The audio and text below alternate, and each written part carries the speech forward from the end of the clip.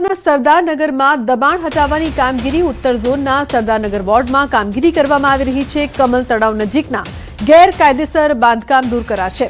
150થી વધુ મકાન ગેરકાયદે તળાવ પર બન્યા હતા। એએમસી અને પોલીસની મદદથી દબાણ હટાવવાની કામગીરી શરૂ કરવામાં આવી છે। તો મહત્વપૂર્ણ સમાચાર સામે આવી રહ્યા છે। સરદારનગરમાં દબાણ હટાવવાની કામગીરી કરવામાં આવી રહી છે। ઉત્તર ઝોનના સરદારનગર વોર્ડની કામગીરી છે જે કરવામાં આવી રહી છે।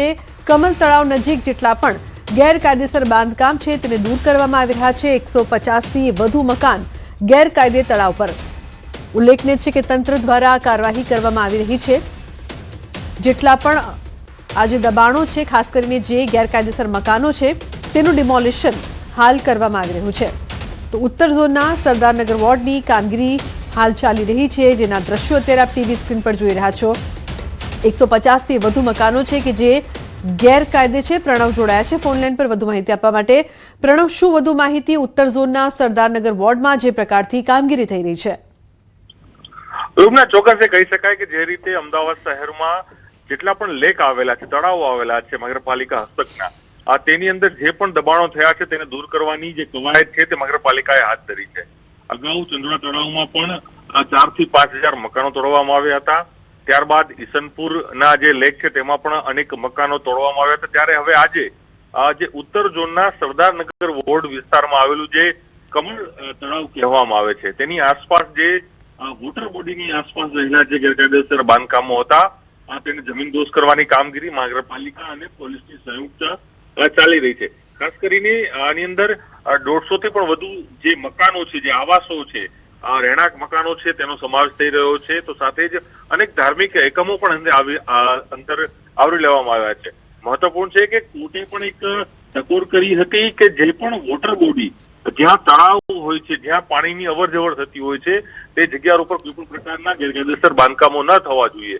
તેને જ લઈને જ નગરપાલિકા દ્વારા તબક્કાવાર પહેલા ચંદ્રોળા તળાવ, ત્યારબાદ ઈસનપુર જે લેક છે ત્યાં પણ ડિમોલિશન હાથ ધરાયું હતું ને હવે જે ઉત્તર ઝોનનું સરદારનગર વોર્ડ છે તેનું જે કમલ તળાવ છે, જે તલાવડી પણ કહેવામાં આવે છે, જેની ઉપર ગેરકાયદેસર બાંધકામો થયા હતા તેને હાલ જમીનદોસ્ત કરવાની કામગીરી પોલીસ અને એસ્ટેટ વિભાગ જે નગરપાલિકાનું છે તે કરી રહ્યું છે। અને શાંતિપૂર્ણ માહોલમાં આ કામગીરી થઈ રહી છે। કોઈ અનિચ્છનીય ઘટના હાલ બની નથી। તમામ લોકોને વૈકલ્પિક વ્યવસ્થા આપવાની પણ એક ખાતરી નગરપાલિકા અહીં આપી છે। જી બિલકુલ પ્રણવ, આભાર સમગ્ર માહિતી બદલ। તો ગેરકાયદેસર બાંધકામ દૂર કરવામાં આવી રહ્યા છે। બીજી તરફ ભરૂચના ઝઘડિયા જીઆઈડીસીમાં ટેમ્પો પલટી જતા દોડધામ મચી ગઈ છે। ખાનગી કંપનીના કોન્ટ્રાક્ટના 25થી વધારે કામદારોને લઈ જતો ટેમ્પો પલટી ગયો। ચાલકે સ્ટીયરિંગ પરનો કાબુ ગુમાવતા અકસ્માત સર્જાયો હતો। અકસ્માતમાં 3 કામદારોને ગંભીર ઈજા થઈ છે। અન્ય કામદારો સામાન્ય ઈજાગ્રસ્ત। કામદારોને સારવાર અર્થે અંકલેશ્વરની ખાનગી હોસ્પિટલ ખસેડાયા છે।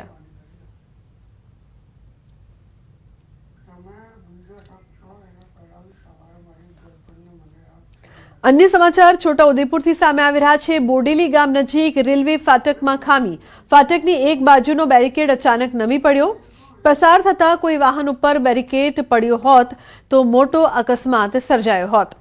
સતત વાહનોથી ધમધમતો માર્ગ બોડેલીથી છોટાઉદેપુર અને અન્ય મધ્યપ્રદેશને જોડે છે। આ માર્ગ પર બોડેલી નજીક આવેલ છે રેલવે ફાટક। રેલવે વિભાગના અધિકારીઓ સ્થળ પર દોડી આવ્યા। નમી પડેલા બેરિકેડને 3 ભાગમાં છૂટો પાડી વાહન વ્યવહાર શરૂ કરાયો છે। તો રેલવે ફાટકમાં ખામી, બોડેલી ગામ નજીકની ઘટના। ફાટકની એક બાજુનો બેરિકેડ અચાનક નમી પડ્યો હતો। ઉલ્લેખનીય છે કે રેલવે વિભાગના અધિકારીઓ સ્થળ પર દોડી આવ્યા હતા। જે બેરિકેડ્સ છે તેના 3 ભાગમાં તે છૂટો પાડીને વાહન વ્યવહાર શરૂ કરવામાં આવ્યો છે। જે પ્રકારથી આ સમગ્ર ઘટના બની તે બાદ રેલવે કર્મીઓ છે તે ત્યાં આવ્યા હતા। રેલવે વિભાગના અધિકારીઓ સ્થળ પર દોડી આવ્યા હતા। તો મહત્વપૂર્ણ સમાચાર છોટાઉદેપુરથી શેજબ જોડાય છે ફોન લાઈન પર વધુ માહિતી આપવા માટે। શેજબ, શું વધુ વિગતો સમગ્ર મામલે? ખાસ કરીને છોટાઉદેપુર જિલ્લામાં બોડેલી પાસે જે રેલવે ફાટક આવેલી છે તે સ્ટેટ હાઈવે લાગે છે। સ્ટેટ હાઈવે પર ટ્રાફિક પણ વધુ હોય છે। ત્યારે જે ફાટક જે છે તે અચાનક જે ફાટક એક સાઈડનો જે બેરિકેડ છે તે નીચે પડી જતા હાલ જે વિસ્તારની અંદર ટ્રાફિક સર્જાયો હતો અને ખાસ કરીને જે ફાટકની જે લાંબી લાંબી લાઈનો લાગી હતી ત્યારે આજે ફાટક જે છે ત્યાં જે બેરીકેડ છે જે પડી જવાનો બનાવ બીજો વખત બન્યો છે, પરંતુ ત્યાંથી કોઈ બાઇક સવાર કે કોઈ ગાડી પસાર ન થઈ રહી હતી, જેના કારણે કોઈ જાનહાનિ કે માનહાનિનો કોઈક બનાવ બન્યો નથી. પરંતુ આજે જે બેરીકેડ છે તે પડી ગયું હતું, ત્યારે તેઓના સ્થાનિક જે રેલવે અધિકારીઓ છે તે પહોંચ્યા હતા, તેને હટાવવાની કોશિશ કરી હતી, પરંતુ તે પણ ન હટ્યું. ત્યારે તેઓને નટબોલ્ટ જે છે ખોલીને 3 ભાગ દ્વારા છૂટું પાડી દેવામાં આવ્યું હતું, છૂટું પાડીને સાઈડ પર મૂકવામાં આવ્યું હતું. હાલ જે રીતે જે બનાવ અવારનવાર બની રહ્યા છે, જેના કારણે કોઈકને નુકસાન થાય તેવું લાગી રહ્યું છે, પરંતુ હાલ અધિકારીઓ સ્થળ પર પહોંચીને ફાટકને વ્યવસ્થિત ચાલુ રાખે તેને વ્યવસ્થિત કરે તેવી વ્યક્તિ લોકો માંગ કરી છે. બિલકુલ સજબ, આભાર સમગ્ર માહિતી બદલ. અન્ય સમાચાર અમદાવાદથી. અમદાવાદના ચાંદલોડિયા વિસ્તારમાં યુવતી કૂવામાં ખાબકી. ગુજરાત સોસાયટી પાસે 60 ફૂટ ઊંડા કૂવામાં યુવતી ખાબકી. ફાયર વિભાગના જવાનોએ યુવતીનો આબાદ બચાવ કર્યો છે. મોડી રાત્રે આ સમગ્ર બનાવ બન્યો હતો. તો ચાંદલોડિયા વિસ્તારની ઘટના, ફાયર વિભાગે યુવતીનું રેસ્ક્યુ કર્યું. ઉલ્લેખનીય છે કે અમદાવાદના ચાંદલોડિયા વિસ્તારમાં યુવતી કૂવામાં ખાબકી હતી. ફાયર વિભાગની ટીમ પહોંચી અને યુવતીનું રેસ્ક્યુ કરવામાં આવ્યું હતું. તો ચાંદલોડિયા વિસ્તારની આ સમગ્ર ઘટના છે. ઉલ્લેખનીય છે કે યુવતીને હેમખેમ બચાવવામાં આવ્યા.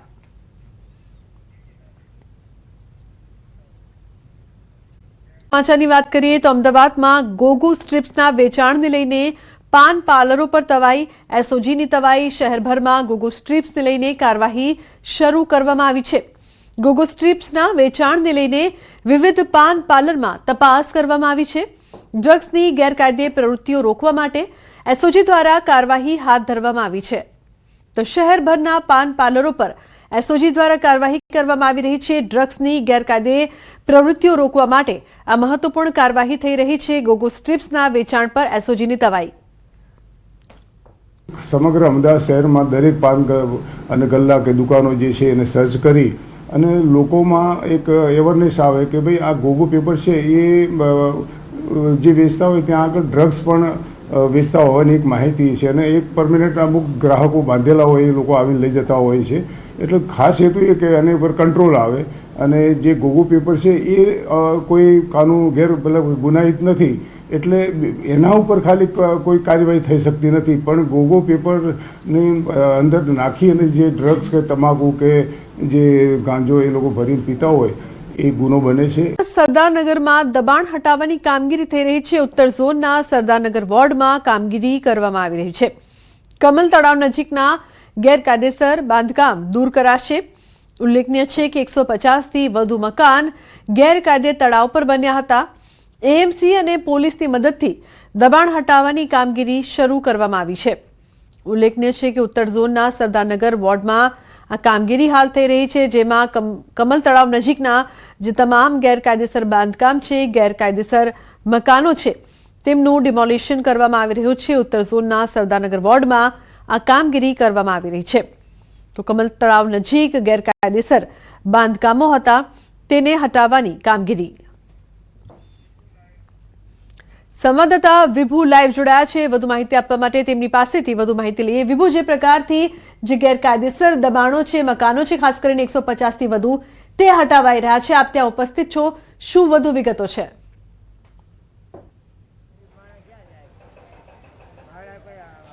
લુબના સરદારનગર હોડ છે અને સરદારનગર હોડમાં એક તળાવ છે જ્યાં 150થી જેટલા મકાનો છે તે મકાનોને આજે તોડી પાડવામાં આવ્યા છે અને જેનો આસિયાનો તૂટ્યો છે તેઓ લોકો અત્યારે રડી રહ્યા છે, કારણ કે એવું કેવું છે કે 50 વર્ષથી તેઓ અહીં રહે છે અને 50 વર્ષથી રહેતા હતા અને આજે મકાન તોડી પાડ્યા. કોઈ વૈકલ્પિક વ્યવસ્થા નથી અને તેના કારણે ઘરનો આશરો છે છીનવાયો છે. બેન, આપ ક્યાં રહેતા હતા? આ સામે રહ્યું મકાન. કેટલા વર્ષથી રહેતા હતા? 50 વર્ષ થઈ ગયા અમારે અહીંયા. સાહેબ, મારે જો એક્સિડન્ટ થઈ ગયો, મારા ઘરવાળા ઘર કામ કરીને છોકરા મેં મોટા કર્યા છે. નાની ઉંમરમાં જિંદગી રંડાપો ગાયો. મારો કોઈ નહીં, મારા છોકરા નાના નાના. આ મકાન મારું એક હતું એ ન રહેવા દીધું સાહેબ. હું વિધવા ભાઈ છું અત્યારે. તમને કોઈ વૈકલ્પિક વ્યવસ્થા કરવાનું કીધું છે? એવું અમને કાંઈ નથી કીધું કે મકાન સામે આપશું, પણ એવું કાંઈ પછી બીજું કાંઈ કીધું નહીં એમને. મેં તો ભલે મકાન પણ સામે અમને મકાન દઉં. વિધવા નાની ઉંમરની ભાઈ ક્યાં જાવ અત્યારે? મારા છોકરા બંગલાના કામ. કેટલા લોકો છે? અમે 5 જણા છીએ. બધા મજૂરી કરો? મજૂરી તે નોકરી કાંઈ નહીં. તો અત્યારે અત્યારે આ બેન છે અહીં રહે છે, જેઓનું મકાન છે તોડી પાડવામાં આવ્યું છે, કહેવામાં નથી આવ્યું કે હવે તેમની વૈકલ્પિક વ્યવસ્થા થશે. અંકલ, તમે કેવા તમને જે મળ્યા છો અધિકારીને કોઈ આશ્વાસન આપ્યું છે? આશ્વાસન કાંઈ નથી આપ્યું બેન, કાંઈ આશ્વાસન નથી આપ્યું. આપ્યું એમ કીધું પણ કોઈ આપ્યું નથી. નોટિસ આપી? હા, નોટિસ આપી હતી, બસ નોટિસમાં મહિનામાં તો પૂરું કરી દીધું બેન. મહિના જેવું થયું હતું બસ. તો 1 મહિનો થઈ ગયો છે કે નોટિસ આપવામાં આવી હતી અને ત્યારબાદ આપ જોઈ શકો છો કે અત્યારે કામગીરી છે તે શરૂ કરી દેવામાં આવી છે. મકાન છે તે તોડી પાડવામાં આવ્યા છે અને લોકો અત્યારે બેઘર બની ગયા છે. લોકોનું કહેવું છે કે ઠંડી છે, ઘરમાં અનેક મુશ્કેલીઓ હોય, વડીલો રહેતા હોય છે, વડીલોની તબિયત સારી નથી હોતી તેવી સંજોગોમાં તેઓ જાય ક્યાં, કારણ કે વૈકલ્પિક વ્યવસ્થા કરવાનું પણ કોઈ સૂચના છે તે આપવામાં નથી આવી, તેવા લોકોને કંઈ કહેવામાં નથી આવ્યું અને સતત જે લોકો છે તે અહીં રડતા પણ જોવા મળી રહ્યા છે. કારણ કે આ એક દીકરી છે કે જે સતત રડી રહી છે, આજે સ્કૂલે પણ નથી ગયા, કારણ કે આ જે દીકરી છે સ્કૂલે ગઈ હતી બેટા? અઠવાડિયાથી સ્કૂલ નહીં ગઈ, અમારું ભણતર બગડે છે. ક્યાં રહેતી હતી? અહીંયા પીપળું થઈ ગયા. અચ્છા, કેટલા વર્ષથી તમારા પપ્પાની લોકોને? 40 વર્ષ. તો અત્યારે આ દીકરી રડી રહી છે કે તેમનું ભણતર છે તે બગડી રહ્યું છે, કારણ કે અત્યારે વૈકલ્પિક વ્યવસ્થા નથી. આ બીજી પણ દીકરી છે કે જેઓના આશયાનો છીનવાયો છે અને આશયાનો છીનવાઈ જતા તેઓ અત્યારે રડી રહ્યા છે બધા કે તેઓની વ્યવસ્થા કરવામાં આવે, તેઓનું ભણતર ના બગાડવામાં આવે. જો કે અમદાવાદ મ્યુનિસિપલ કોર્પોરેશનનું કહેવું છે કે એ ગેરકાયદેસર જગ્યા હતી ને જ્યાં બાંધકામ કરવામાં આવ્યા હતા આજે તોડી પાડવામાં આવ્યા છે. પરંતુ જ્યારે લોકો 50 વર્ષથી રહેતા હોય છે ત્યારે તેઓની પાસે આશરો ના છીનવાઈ જાય ત્યારે તેઓ ક્યાં જાય તે પણ એક પ્રશ્ન બની જતો હોય છે. ત્યારે લોકોની એક જ માંગ છે. તમારી શું માંગ છે? ઘર સામે ઘર. ઘર સામે ઘર આપે, અમને રહેવાની વ્યવસ્થા તો કરી આપો ને અમને. ચાલો તમે ઘર પાડો તો ભલે પણ વ્યવસ્થા તો કરી આપો ને અમને. એ તમે ભાડા ક્યાંથી અમે ભરીએ અત્યારે? અત્યારે બધું વેચવે છે, અમે ભાડા ડિપોઝિટ ભરી છે અમે અત્યારે. તો આગળ કામ ધંધા ને તમે ક્યાંથી અમે ભાડા 10,000 ભાડા ભરવાના ક્યાંથી અમે કરીએ અમે અત્યારે એટલું બધું? સવારથી આ લોકો બહાર છે અને તેઓ રડી રહ્યા છે. તેઓનું એક જ માંગ છે કે ઘરની સામે અમને ઘરની વ્યવસ્થા કરી આપો, કારણ કે આ સંજોગો છે, સમય એવો છે કે તેઓ તાત્કાલિક વ્યવસ્થા કરી શકે તેવી સિચ્યુએશનમાં નથી. બાળકોનું ભણતર બગડી રહ્યું છે, વડીલો છે તેની તબિયત ખરાબ હોય છે, તેમને ક્યાં લઈ જવા? એટલે કે આપ જોઈ શકો કે આ 150 થી 50 જેટલા મકાનો હતા અત્યારે તોડી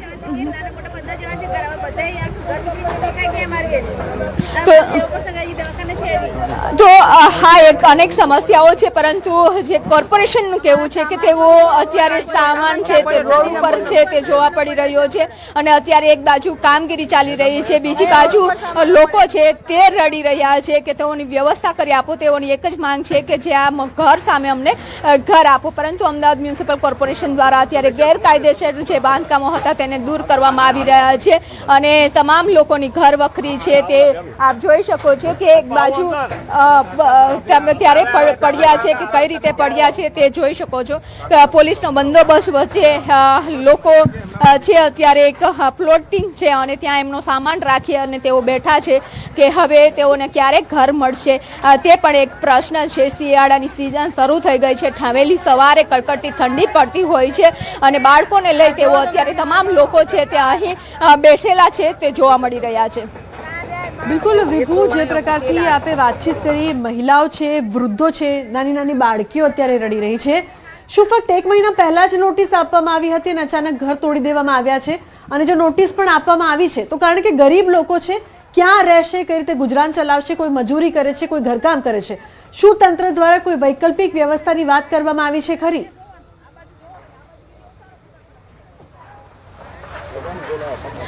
લુબના જે લોકો સાથે મેં અહીં વાત કરી છે તેઓનું કહેવું છે કે 21 દિવસ પહેલા નોટિસ આપવામાં આવી હતી અને ત્યારબાદ અત્યારે કામગીરી શરૂ કરી દેવામાં આવી છે. ઘરને તોડી પાડવામાં આવ્યા છે. વૈકલ્પિક વ્યવસ્થાની કોઈ નથી વ્યવસ્થા. અમારે 4 ધાવાનું ભાડે મકાને નહીં હાલતા, કોઈ પબ્લિક રોવે છે.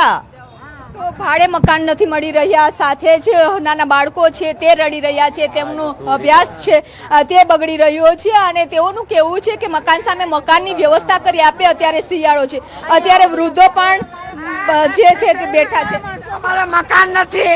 આવા લુલા લંગડા આ પેરોલેસ વાળા મેદાનમાં પડ્યા.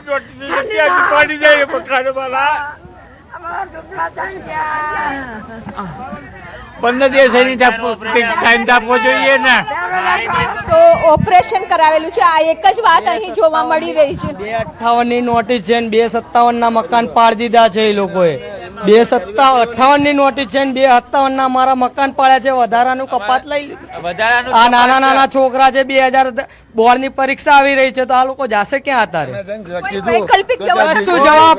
સાહેબો વિક્રમભાઈ કટારિયા રહ્યા, ઓફિસ માં ગયા તો એમને હસીને જવાબ દઈ રહ્યા છે. અત્યારે મેં ઉભા રાખ્યા તો પણ ઉભા નથી રહ્યા, તેમને જતા જ રહ્યા છે કે એમાં હું શું કરું? ડાયરેક્ટ નોટ મેલ દે. તમારી માંગ શું છે? મકાન સામે મકાન દે મેમ. આ બધાને લઈને ક્યાં જવાના? મારા પપ્પા બેઠા, મારા બાપુ બેઠા, આ મારી દાદીઓ બેઠા છે, ક્યાં લઈને જવાનું? ભાડાના મકાન 50,000 રૂપિયા ગજવામાં હોય તારે ભાડે મકાન મળે, 4 જણાને રહેવાનું કે છે.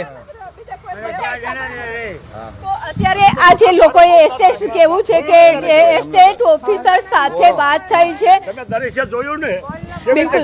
તો અત્યારે સ્થિતિ છે તે આપ જોઈ શકો છો કે લોકો અહીં આપ જોઈ શકો કે પોતાનો સામાન છે બહાર પડ્યો છે. અધિકારી સાથે વાત કરી તો તેઓને કોઈ આશ્વાસન આપવામાં નથી આવ્યું કે તેમને વૈકલ્પિક વ્યવસ્થા કરી આપશે કે નહીં, પરંતુ તેઓની એક જ માંગ છે કે અત્યારે જે મકાન તોડ્યા છે તો મકાન સામે મકાન આપવામાં આવે.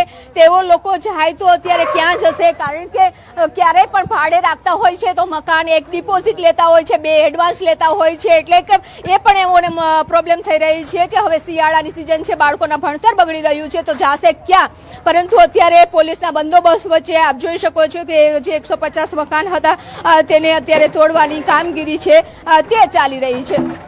જી બિલકુલ વિભુ, આભાર સમગ્ર માહિતી બદલ. તો ખૂબ જ વિકટ પરિસ્થિતિ આ પરિવાર માટે. નાના બાળકો, વૃદ્ધો છે તે બહાર બેઠા છે કડકડતી ઠંડીમાં.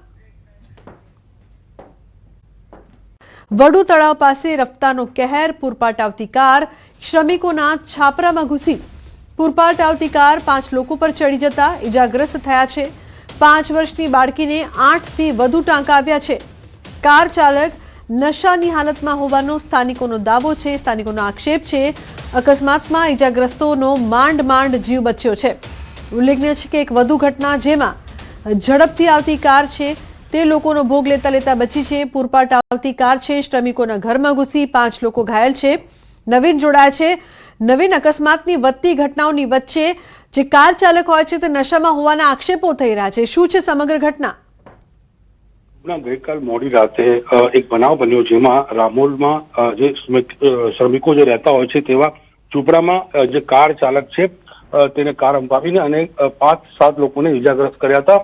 કારના સીસીટીવી પણ સામે આવ્યા છે કે જે રીતે કાર આ ઝૂંપડાઓમાં ઘૂસી ગઈ હતી અને જે લોકો પર ત્યાં સ્થાનિકોએ બીજા આવીને અને જે કાર ચાલક તેને પકડી પોલીસને સોંપ્યો હતો.